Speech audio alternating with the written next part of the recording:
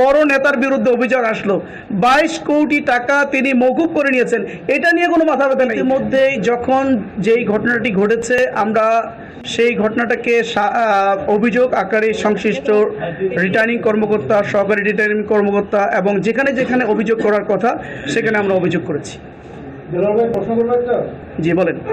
সৈয়দপুরে যে আপনাদের জেলা আমিরের আটকের ঘটনা নিয়ে আপনাদের প্রতিক্রিয়া আছে, ঢাকায় একটা বলেছেন, তারপরে এখানে স্থানীয় আপনারা কি জেনেছেন, তাদের উৎসটা কি, বা ঢাকায় কেন গিয়েছিলেন,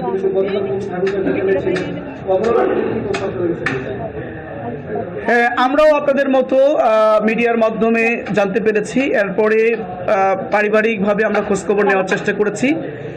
আমরা যতটুকু জানতে পেরেছি যে উনি ব্যক্তিগত কাজে ঢাকায় গিয়েছিলেন এবং ঢাকা থেকে ফেরার পথে সৈয়দপুরে ওনাকে একেবারে সম্পূর্ণ অবৈধভাবে তাকে সেখানে হয়রানিমূলক আচরণ করা হয়েছে তার প্রতি।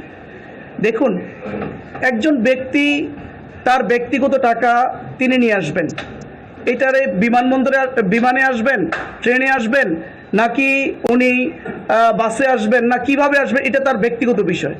উনি তো কোথাও টাকা বিতরণ করতে গিয়ে কোনো কিছু হয়নি, ওনার ব্যক্তিগত টাকা, উনি ব্যবসায়িক টাকা